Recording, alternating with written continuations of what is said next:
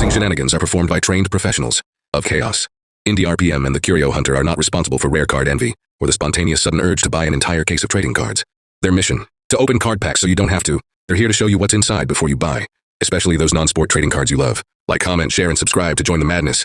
Interact with the boys live and enter for a chance to be their weekly winner. You've been warned. Let's unbox the universe. There's nothing left. Take this slowly, and you know I'm on you. I'm gonna get hooked on every word you've said. You're my alibi.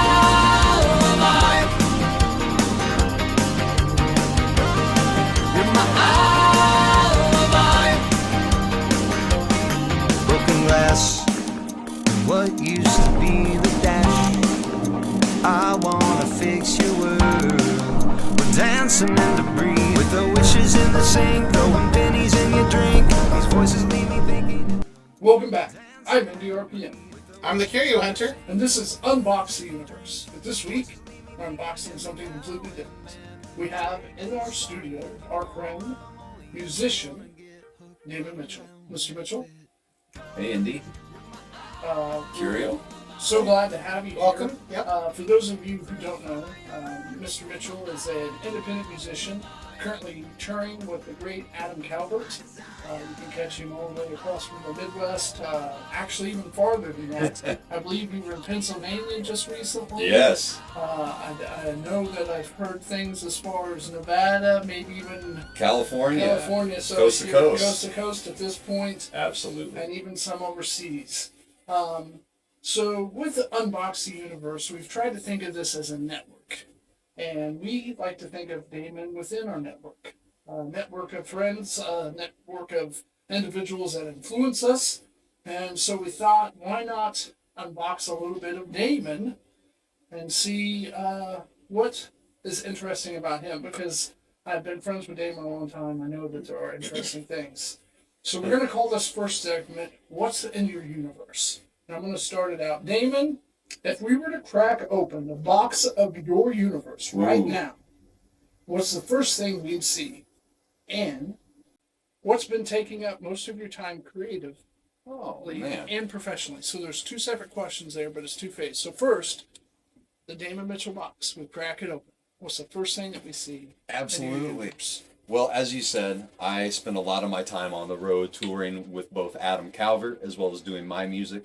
I front my own band. Sometimes I play solo, all the way up to a 4-piece band. And at times I play for other artists like Jimmy Mowry, who was on one of the seasons of The Voice, Just Kelly Adams, and I fill in for other artists as needed, which, as you mentioned, the word network, oftentimes that comes through the network that I've created or through the Adam Calvert network. So it's a lot of, it feels like a small world, but it's a lot of playing guitar. I go through a lot of guitar strings and a lot of late nights on the road in a Taco Bell drive-thru. That's a big part of my universe too. So I would follow that up with the second part of my question. What's been taking up most of your time creatively? And then professionally? Because I feel like a lot of people don't realize that those things are both separate but mutual, and they interlace, I think, a little bit. Absolutely. So, but if you don't mind, unpackage it separately for us. Well, so one thing that I've been discussing a lot recently and somewhat came through like an introspective moment is how much my love that developed in early childhood for monster trucks has influenced my musicianship and my onstage antics. I've somewhat created a bit of a reputation for wild onstage antics, and after a year or two of that, I started wondering where in the world did this come from, and I traced it all the way back to my childhood growing up watching great drivers like Dennis Anderson and Tom Mintz, not only in the truck but interacting with the crowd in pretty wild ways, but that were also family friendly and especially geared towards young kids that were aspiring to do similar things. And I see a lot of that reflected in what we're doing, especially through an organization that Adam and I participate in called Reach and Teach, which brings concerts to high schools throughout the nation. And so I've been spending a lot of time recently diving back into some of those things, and that helps maybe alleviate some stress at the end of the day. I think it's good to have something outside of what you do professionally that influences you and that you can maybe in some sense privately invest yourself in and wind down. And it's been a way of understanding self, and then it's allowed me to, in maybe a more articulate manner, express it on stage. Oh, wow. That's a really profound way to put that. So part of Unbox the Universe is we also want you to feel a little bit of our world as well. Absolutely. So we have a magic wheel that the Curio Hunter and I both use. Yes. We typically use them for midweek minis, but this is an episode of Cards and Copy that we've been blessed to have Mr. Damon and Curio here honor. in the studio.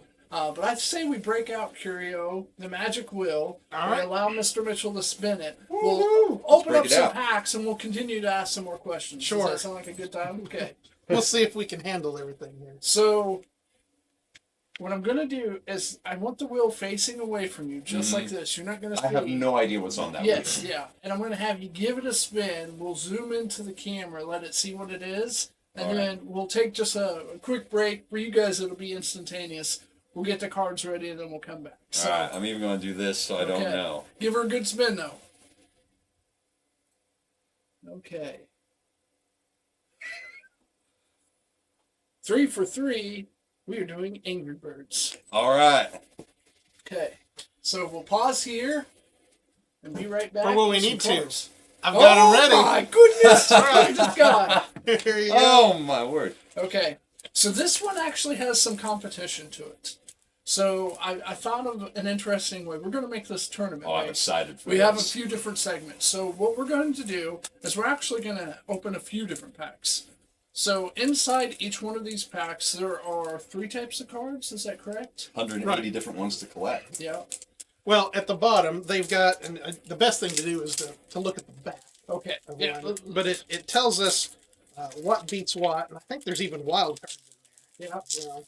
So let's go ahead and open these up. This is Angry Birds trading cards. So the back here it gives you TNT would beat a slingshot. TNT Vice beats versa?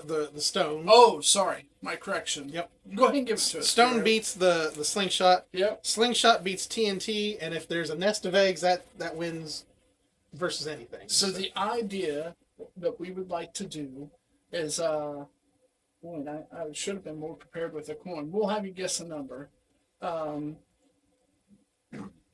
Between 1 and 10, and I have the number up already. It's right over there. Pick a number between 1 and 10. 7. Okay, the number was 6. We had 6 right up there. I was trying to pull it out. So I'll go first with you. Mm-hmm. Essentially, the winner between you and I will then face Curio Hunter. You get a bye the first You round. guys are Alright. experts. And then you will open your pack, and one of us will get a second pack. So essentially what we're going to do, and this is a little different. Typically, we would have a card down camera. Damon, if you don't mind, you're just going to take your back card. Mm-hmm. So bottom of the deck card? Yep, bottom of the Alright. card. And you're going to hold it up like this. I have Okay. a pig, and mine is a slingshot, so throw yours down. Did I show it to the camera? Yep. All right. Take a good look. And down at the bottom there is... TNT, it looks like. So I have won that one. So I will take these 2 cards. All Let's right. go again. I'll let you go first this time. Oh, is this a Yep. 2 out of 3 thing? Yeah, Oh, so we oh. will do the whole pack. to Best, see- best out of Oh, 7. Yeah, best out of All 7. right. Yeah. All right. And Curio, wait, let's flip that over. Is that eggs? Nope. So that is the boulder. So what we're looking for is right down here. So you have a boulder. All right. Let's see what I have. I have a boulder as well. Is that like war? Do we go a second round? I think, Truce. yeah, I think you push Truce. to the next. Okay. So we're going to push the next card. I will say there's also like silver cards in here, Yeah. and we tend to find that they kind of stick a little bit, and so and there may be other special parallels and hits. So if we see something start going crazy, you'll know. Yeah, if you hear us cheering, you would Yeah. know that it's a pretty good card that you just plopped up. So I went first that one. I will let you go. All right. Well, I went first the last time. Oh, my apologies. My apologies. TNT for me. Ooh. All right. Take a good look for the audience at home. Boulder. TNT beats Boulder. So All right. is that me too? I'm not doing well on You win this everything, one. yeah. Well, much like we joke here that Curio's been the best at pulling hit cards, he also happens to be the undefeated champion Angry Bird cards as well. So, go ahead. The title on the line. Take a look. Okay, and that looks like TNT to me. And I have a slingshot. So Slingshot beats TNT. Oh, my word. This is a route. I think this has been planned. All right, I'll go first this one. I have a boulder. Okay. All right. And then slingshot. Boulder beats slingshot. Oh. You know, I was wondering why Damon's pack had the big red X on the back. Okay, me again. Boulder. All right. This is just so I'm not in low standing in the season's points. TNT. TNT beats Boulder. All right. Not completely at the Yeah, bottom. there you go. Not a clean sweep. And then last card, we'll name it. How about we do them at the same time? All right. 3, 2, 1. Boom. Okay, I had TNT. Oh, we both had TNT. All right. Aye, nice way to end it. That's a good way to end it. All right. In the spirit of fun, because Damon's our guest, I'm going to allow him to play on my behalf. So you're playing for my street cad against the Curio Hunter, which, let's be honest, is at an all-time low. But in between this, while we're opening this next pack, I want to pose a question to you, if that's okay. And so as we're doing this next pack, I'm going to try to layer it on to you a little bit into your universe. You've already opened your card. Yeah, I'm ready. All right. So this past weekend, you were at a convention. What was the name of that? It's INAF, so essentially it's the Indiana Association of Fairs and Festivals. Okay. What's it like for you as an independent artist to engage with fans and promote your music in that kind of setting, especially knowing that, and for those that don't know, with this type of convention, it's not necessarily a lot of fans. You're trying to book out the shows and festivals that you do. So I'm going to separate that question out a little bit. What's it like to be there to try to sell yourself as a musician? That's question one. And then because they did preemptively, sort of in the script, ask about fans. I know that you do the path on TikTok. You always do a meet and greet at your merch tent. Absolutely. For those that don't know, and I'm going to plug her name. Angie, Damon's mother, makes some fabulous merch, some items that he has. Hi, Mom. Bracelets, things from his guitar strings. Those things are really phenomenal.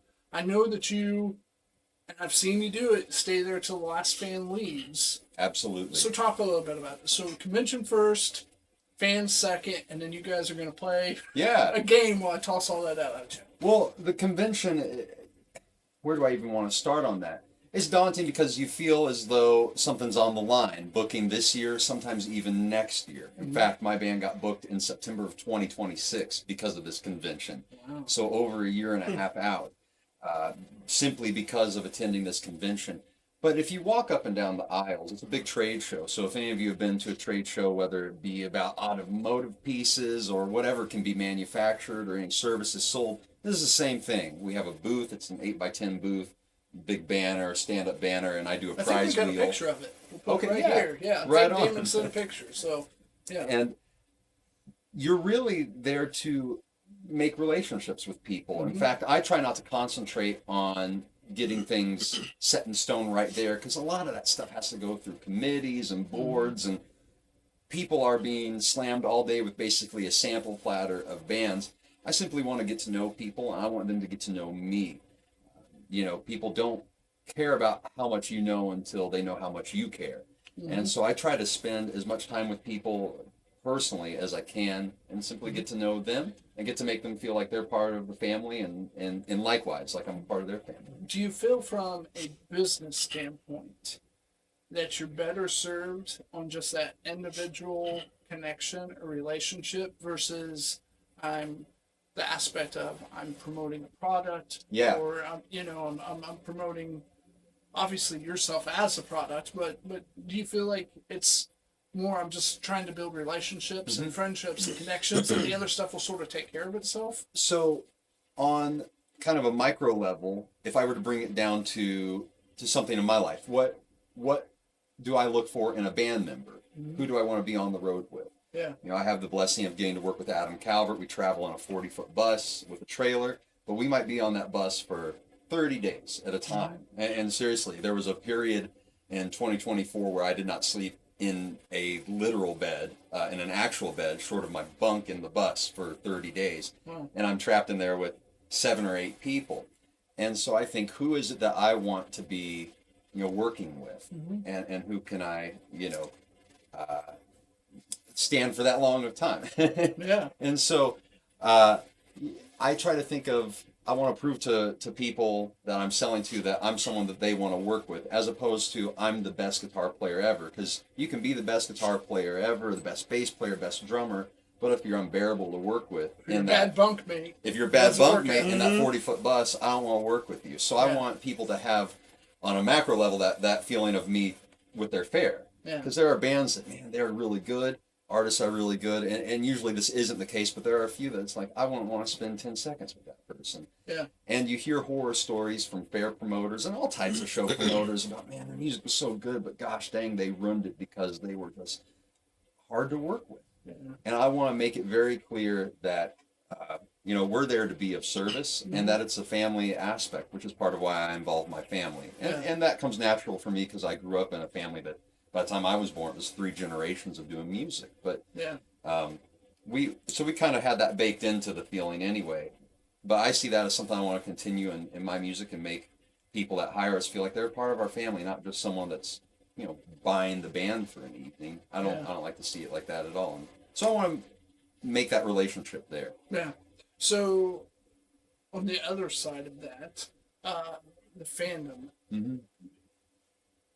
I know you attend a lot of concerts. You've had opportunities to play with some bands that you really like.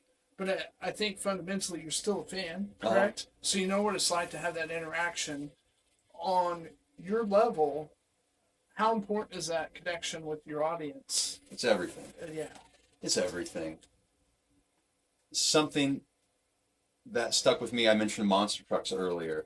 Something that really influenced me when I was little. And I should say this first, Adam Calvert has really been a great mentor in how to handle a meet and greet and how to make connections with your fans at meet and greets. You know, he really instilled that in me, because sometimes with him, his meet and greets are an hour and a half long. They're completely free. You don't have to buy anything at his merch table. So if you're coming to an Adam Calvert show, you can meet Adam, the whole band, Joey and Caleb and I, by simply standing in line, and we'll be there till the very last person. But I want to tell this quick story. When I was, I think, 6 years old, I attended my first Monster Jam event, and Tom Mintz, who is now a 14-time world champion, retired last year. He was in his prime. I mean, he was coming up as the new kid on the block, this savant driver. And I saw him perform in Indianapolis. I was a little kid. I bought a shirt with his truck on the front. Well, it was on the back, but I wore it backwards because who doesn't want the graphic on the front? And it was a Saturday night performance. My family stayed overnight at a hotel in Indianapolis. And I had to wear that thing, you know, at the show. And then the next morning I wanted to wear it. My parents and I were checking out of the lobby.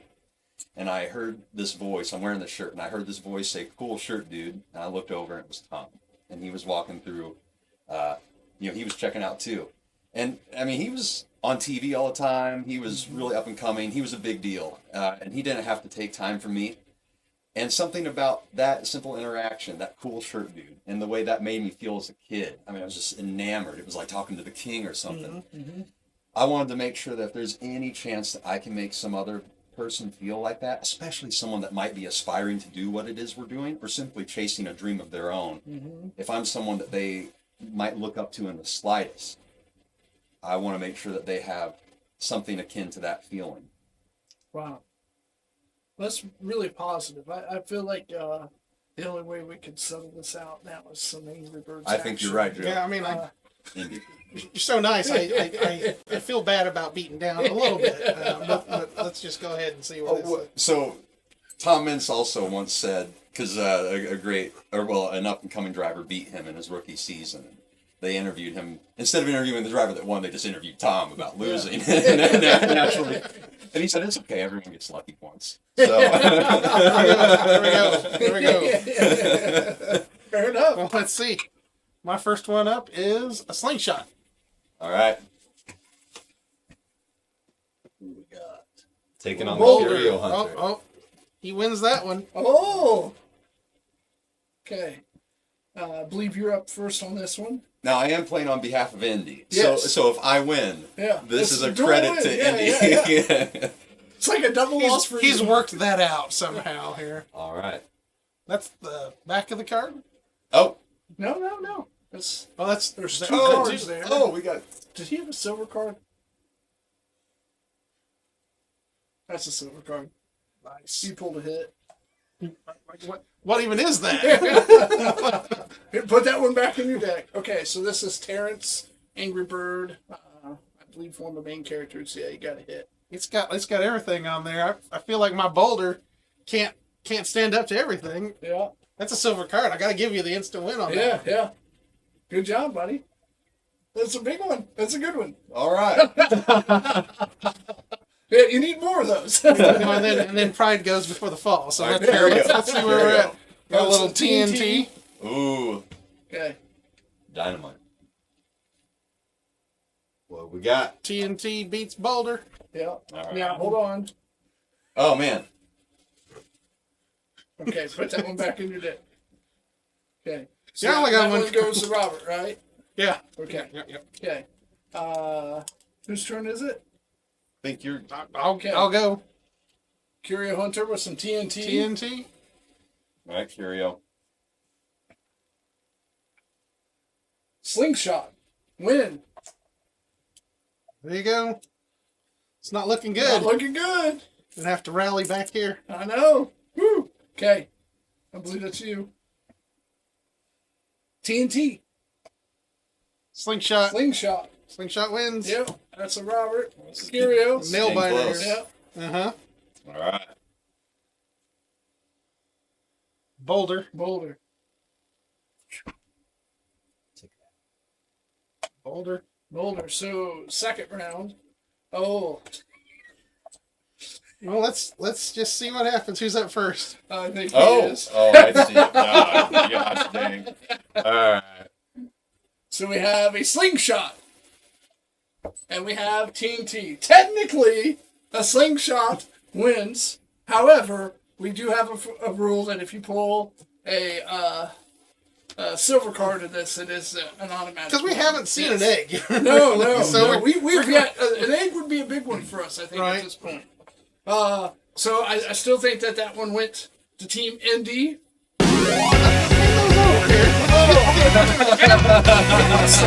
Let's just see. Did we put them all here? Okay. I don't know where I put this stuff. You guys have it better organized than me. 8. 8. Oh! This would be like Rocky and Rocky 6, 2. 7, 8. Well then, Call it a draw. there you go. Okay, that's a good way to. There we go. place to I leave mean, it. such a nice story that he gave us. Yeah. You don't want to beat the guy up. He's talking about I want everybody that's like that's all about aspiring love to and kindness and I'm like I'm gonna beat you down. By the way, thanks for coming to the show. You know. Don't show your face around here anymore. Okay, to get us back on track, being an independent artist can't be easy, especially a full time. What's one of the biggest struggles that you've faced recently, and what are you trying to do to overcome that struggle? Well, one of them is simply staying creatively energized and keeping new ideas fresh and rolling. And one thing that I like to do is, that I've been doing recently, is reading. Or I spend a lot of time in my car. So I call it reading, but it's audio books. So I've caught up on some books that I think I missed from high school, such as like 1984 and Animal Farm by George Orwell, all the way up to Bryce Kinney, who is another monster truck driver, just released a book called Geared for Life. I have a lot of I'm friends. noticing a theme here. Yeah. Well, so you asked me early on, what am I doing creatively to aside from music, to kind of keep myself moving? So I brought that up a lot. Yeah. However, musically, simply sitting down with my acoustic guitar at night and letting those thoughts freely express themselves through me and not worrying about wrong notes or anything. Just, I have a saying, trust your fingers. And just letting my hands go over the fretboard and what feels right and what sounds right, and interacting with the guitar in a very improvisational, fluid way. Yeah. And that allows me to not feel like I'm doing something so formulaic and planned, and that there's still something beautiful and artistic happening and new.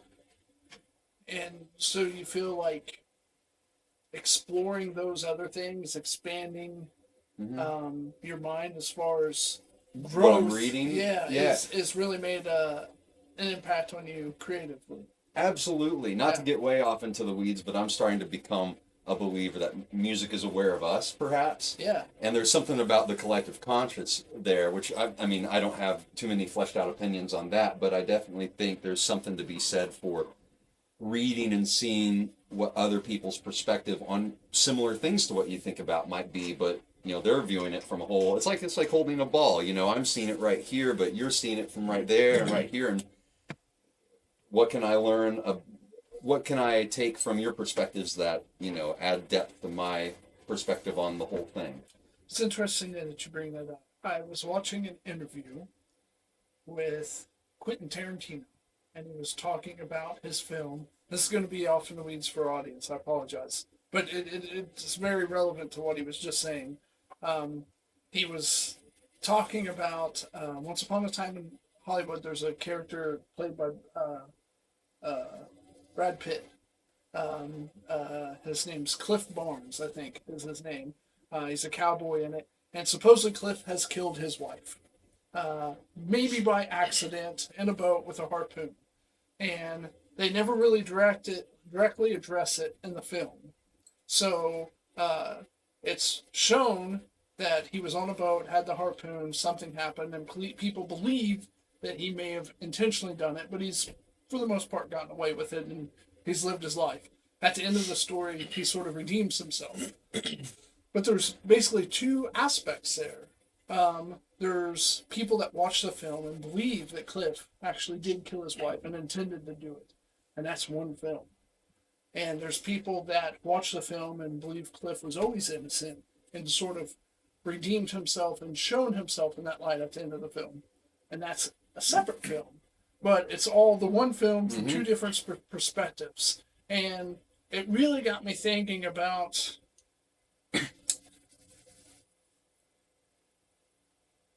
maybe I'm only seeing 180 of what I'm looking at, not the other. The narrative in which we see life. Yes, and I realized that was a very long way to get to my point, but I feel like that's the point that you were getting at is trying to just give yourself that other circumference of, you know, of the. I think it's safe to say that most people, if not all people, see life through some sort of story and see humanity through some sort of story. But having the most information about that perspective, or of all perspectives, fills in a lot of blanks. And I mean, I think, again, going back to something I said earlier, you can almost articulate yourself better on an individual level if you have as much perspective as possible. Well said. So, because as I keep the camera, I enjoyed. So my question that I have really is, what's one of the most rewarding things in your career that you either experienced, got to do? Tell me a little bit about that, because I actually enjoy your inspiring stories here. So tell me a little more. Well, on a personal level, one of the most fulfilling things was in 2019, I had the privilege of getting to go to Abbey Road in London, England. And one of my records is called Tell Us Something We Don't Know. Okay. You can find that on Spotify, by the way. It was, click here. It was mastered there. You know, you see records being remastered or mastered. And the great mastering engineer, Frank Arkwright, who's worked with bands like Killers, I think John, he let me and a friend of mine come into this top floor studio at the Abbey Road in London, England for 6 hours and sit with him and actually getting to hear my music come out speakers at such an iconic studio was, oh my gosh, I was so beside myself just by that alone. However, we were in somewhat of a newer addition to Abbey Road. I mean, it's all the same building property. So at the end of the session, he took us down to Studio 2, which is the room that the Beatles recorded almost everything in their career in. So that was really special. And then recently, my father and I, in general, one of the most rewarding things, as I mentioned earlier, I did music with my family. My grandparents met in high school in the 40s and were only allowed to date by singing together. and then which is so adorable. And then they got married right out of high school. They had my father in 1957. He's the oldest of 4 children. He joined the band at 9 years old, replacing their keyboard player. And then when I was born, I was like 5 or 6 when I started joining them. So I say all to say, last year we went to, this has been 2 years ago now, it was done in 2023, just released in November, just a few months ago. My father and I got to go to Sun Studio in Memphis, which is where Elvis recorded his first 5 singles, as well as artists like Carl Perkins and B.B. King, Johnny Cash, so many greats. In fact, that $1 Million Quartet picture, I think it's Elvis and Jerry Lee Lewis, Cash, and I think Carl Perkins, the 4 of them standing around the piano. It's that place that picture was taken. We got to do a 4-song EP. It's a museum by day, but it's a recording studio starting at about 8 p.m. And so we recorded until midnight or 1 in the morning with a great engineer named Daniel. And it really felt like the room came alive. And we had another friend of mine named Dustin Trey, a great videographer that works with Adam Calvert and I. He did a 20-minute documentary on it. And it really was not only to celebrate the history of Sun, but my father and I's relationship and our family relationship with music. That was really personally rewarding. And then on the last example I'll mention is Reach and Teach. I mentioned that earlier. A great organization that brings fully produced concerts with light shows and a full stadium PA. Sometimes they even bring in sound engineers and lighting engineers. They fill a gymnasium during the school day full of kids. Kids get a day out of school. They get to come see a concert. They build a 9-week curriculum leading up to it. Kids with technical proclivities get to be involved on the day of the show. Anyway, it's very rewarding for those kids, but at one of those, we sound check the day before. We do all the setup the day before. And these 2 girls, probably 15 or 16, were really watching me. They were part of the class that was putting this together for their whole high school. And so they got to be in the sound check and watch. And they really were watching me, and they asked a few questions about me. And the next morning, they brought me a canvas. They had hand-painted my guitar and gave it to me as a gift.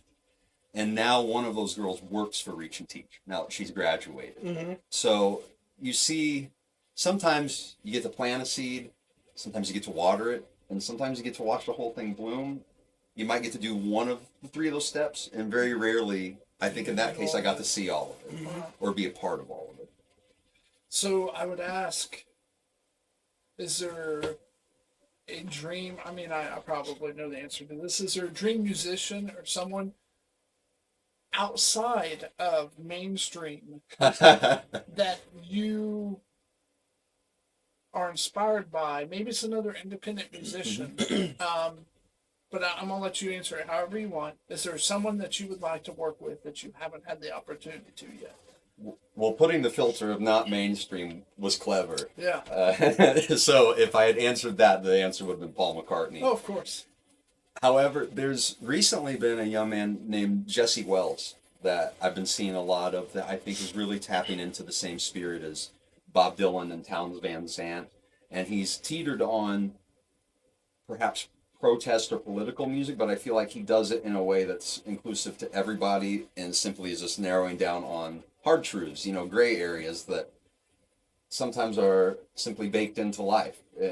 And I feel like his music is very authentic, but also very honoring of the greats that have come before him, that have also been trying to simply drill down on truth in 3 chords. Yeah. I think there's a Bono quote, something like that. Yeah. Truth in 3 chords. Yeah. That's a good way to put it. So, I guess going off of that a little bit, is there a dream stage that you'd like to play on? Oh, like, man. Where, a lot of times we're talking about who you'd like to be on stage with. So, I want to preface this real quick. Yeah. I'll get back to yours. There is a musician that I find really interesting that I follow on TikTok from Nashville. He sort of does this one-man band thing, and his name is Cam Cole. Okay. Have you seen him at all? I've not seen Cam Okay, Cole. I'll send you some stuff. I'll That's a cut cool that name. part out. It's really interesting. It's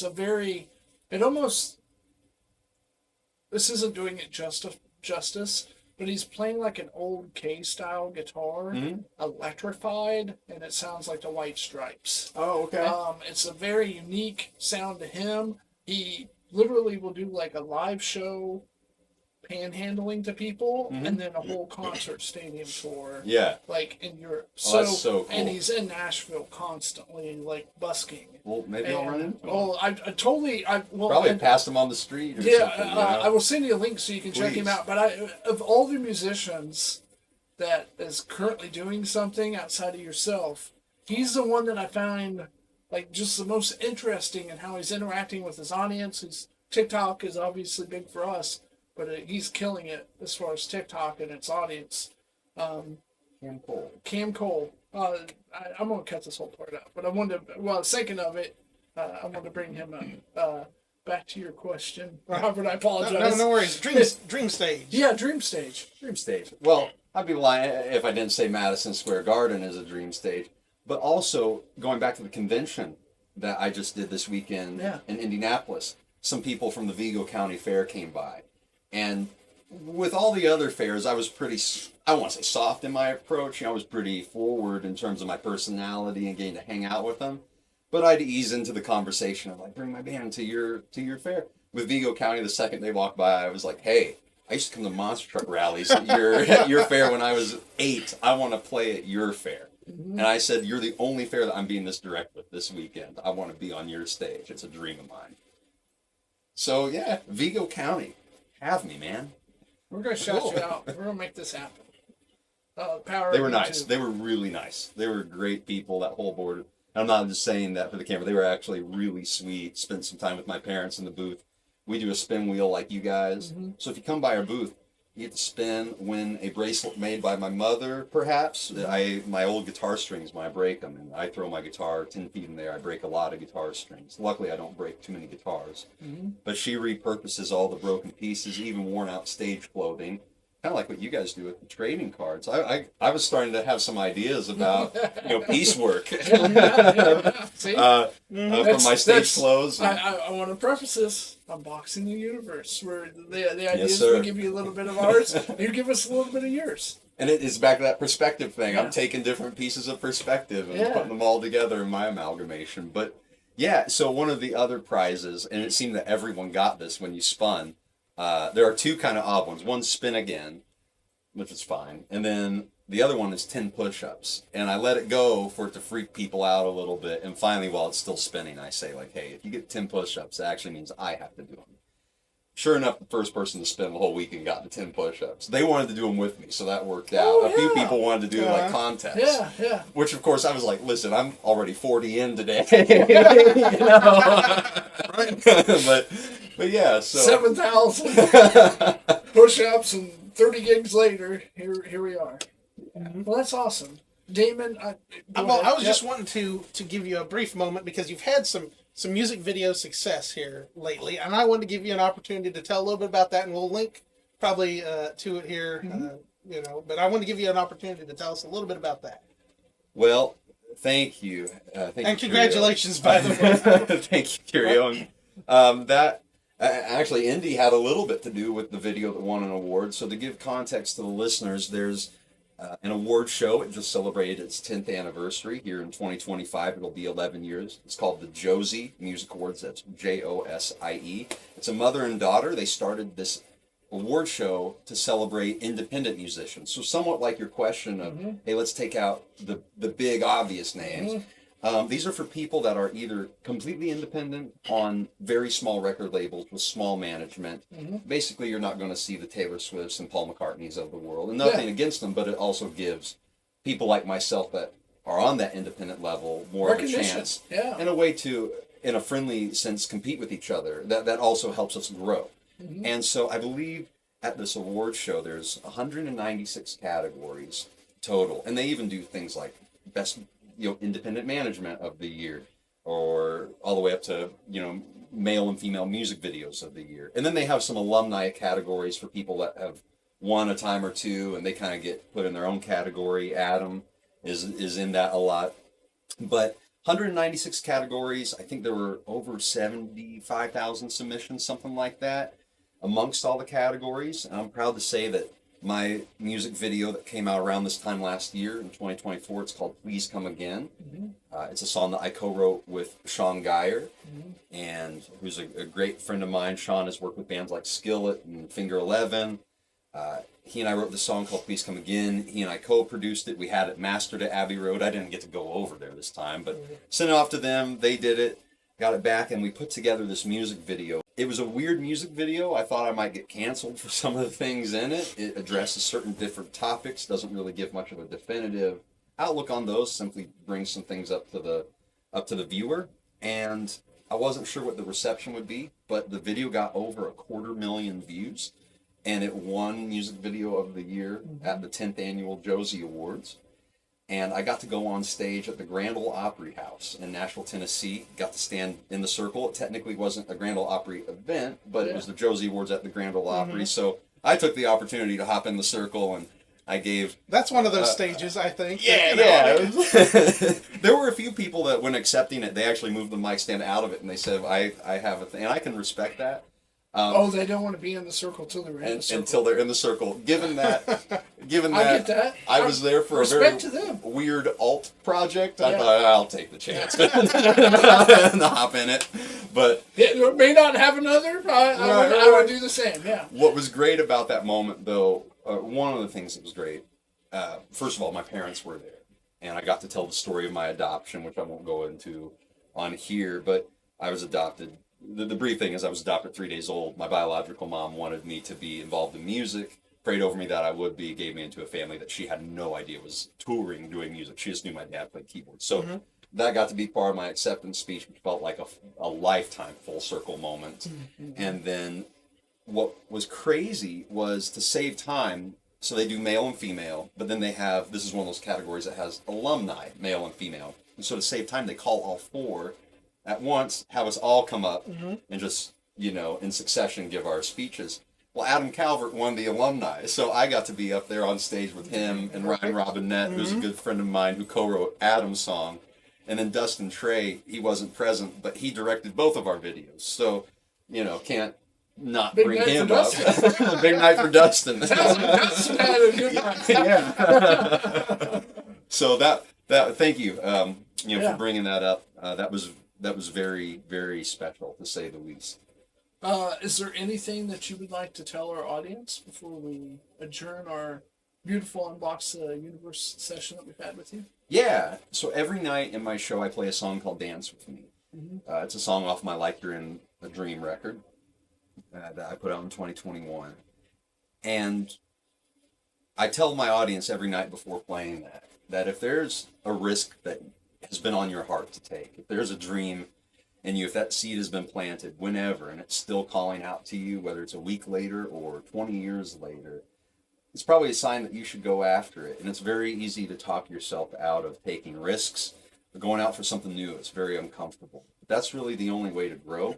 So whether you're thinking about something as simple as learning a new skill, a new trade, learning a new language or a new instrument, or going up to somebody and saying hello, you never know not only how your life will change, but how you could change other people's lives by getting out of your comfort zone once. Yeah. Wow. So go for it. That's a powerful message. Well, Damon, I would like to thank you for being here on Unbox the Universe. On our rematch at some point. Yeah. When you come back, we'll do it again. We would say that I think that we felt that this was a success. We would open an invitation to the rest of Damon's band. If they would like to be in the area, would be on, we would open an invitation. We could do the same thing with them. For those of you who have watched, Damon had mentioned quite a few artists there. And because we take a lot of pride in pushing that content out there, Adam Calvert, Dustin, the young lady that was in the music video, all of those, I'm going to have links to every one of them. So if you would like to unbox Damon Mitchell, you can do so in the description. You will find links to basically everything from his music content to the people he works with, assuming they're okay with it. We'd like you to get to know them as well, because it sounds like they play a big part in your success. Absolutely. And we would like them to be successful along with you. Yes. So come out to the show. We'd like to get to know you. Yeah. Well, Curio, do you have anything to add? other than this has been so enjoyable for us. Yes. We hope it's been enjoyable for you too. You never know what our Cards and Coffee content's going to be like. Yeah. This was a rare opportunity. We had to take it. Yeah. Thank you again for joining us. Thank you. Thank you so much. Well, I've been NDRPM. I'm the Curio Hunter. And we unbox trading cards so you don't have to. This has been Cards and Coffee. And this has been our guest, Mr. Damon Mitchell. We thank you for being here. What's your trademark? Happy collecting. See you next week. I'm putting it just like